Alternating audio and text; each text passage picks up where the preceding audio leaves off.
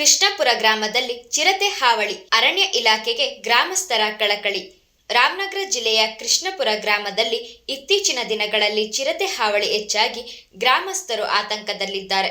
ಗ್ರಾಮದ ಸರ್ವಮಂಗಳ ಎಂಬ ಮಹಿಳೆಯ ಸೀಮೆ ಹಸುವನ್ನು ಫೆಬ್ರವರಿ 22, 2026ರಂದು ರಾತ್ರಿ ಸರಿಸುಮಾರು 2 ಗಂಟೆಯ ವೇಳೆ ಚಿರತೆ ದಾಳಿ ಮಾಡಿ ಕೊಂದು ತಿಂದು ಹಾಕಿರುವ ಘಟನೆ ನಡೆದಿದೆ. ಇದರಿಂದ ಕುಟುಂಬಕ್ಕೆ ಆರ್ಥಿಕ ನಷ್ಟ ಉಂಟಾಗಿದೆ.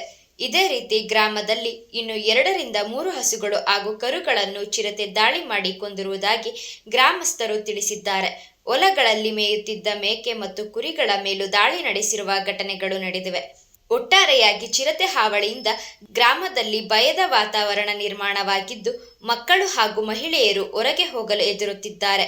ಕೂಡಲೇ ಅರಣ್ಯ ಇಲಾಖೆ ಅಧಿಕಾರಿಗಳು ಸ್ಥಳಕ್ಕೆ ಭೇಟಿ ನೀಡಿ ಪರಿಶೀಲನೆ ನಡೆಸಿ ಚಿರತೆಯನ್ನು ಸೆರೆ ಹಿಡಿಯುವುದಾಗಿ ಕ್ರಮ ಕೈಗೊಳ್ಳಬೇಕು ಹಾಗೂ ನಷ್ಟ ಪರಿಹಾರ ನೀಡಬೇಕು ಎಂದು ಗ್ರಾಮಸ್ಥರು ವಿನಂತಿಸಿದ್ದಾರೆ.